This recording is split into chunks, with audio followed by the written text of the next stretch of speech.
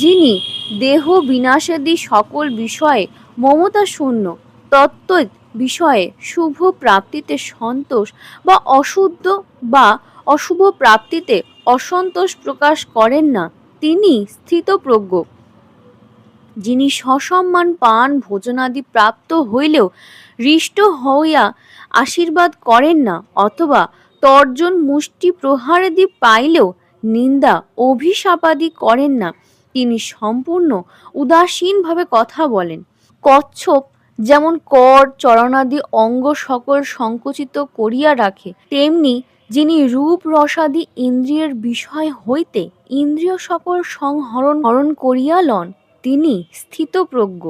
Kim আসিত কি রূপে অবস্থান করেন, এই প্রশ্নের উত্তরে এই কয়েকটি শ্লোকে ইন্দ্রিয় সংযমের কথা বলা হইতেছে। তিনি কূর্মের ন্যায় বিষয় হইতে ইন্দ্রিয় সকল সংহৃত করিয়া অবস্থান করেন। এই উপমাতে একটি বিষয় দ্রব্যষ্ট এই যে কূর্ম কর চরণাদি সংকুচিত করিয়া রাখেন, ধ্বংস করে না, প্রয়োজন মতো ব্যবহারও করে।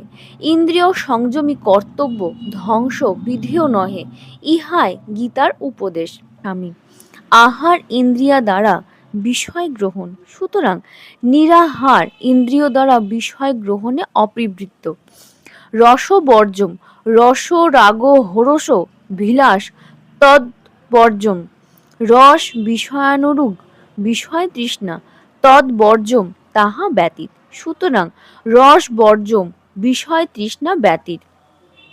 নিরাহার শব্দের সাধারণ অর্থ আহার গ্রহণে অপবৃত্ত উপবাসী, এ অর্থ গ্রহণ করা যায়। তাহাতে এই বুঝায় যে আহার গ্রহণে বিরত হইলে ইন্দ্রিয়গণ দুর্বল হইতে বিষয় উপভোগে অশক্ত হয় বটে, কিন্তু তাহাতে বিষয় তৃষ্ণা নিবৃত্ত হয় না। গীতা অত্যাধিক উপবাসাদি ক্রচ্ছ সাধন অনুমোদন করে না। সুতরাং এ অর্থ সঙ্গত হয়। লোকমান্য তিলক এই অর্থই গ্রহণ করিয়াছেন। ইন্দ্রিয় দ্বারা বিষয় গ্রহণে অপবৃত্ত ব্যক্তির বিষয় উপভোগ নিবৃত্ত হয় বটে, কিন্তু বিষয় তৃষ্ণা নিবৃত্ত হয় না। কিন্তু সেই পরম পুরুষকে দেখিয়া স্থিতপ্রজ্ঞ ব্যক্তির বিষয় বাসনা নিবৃত্ত হয়।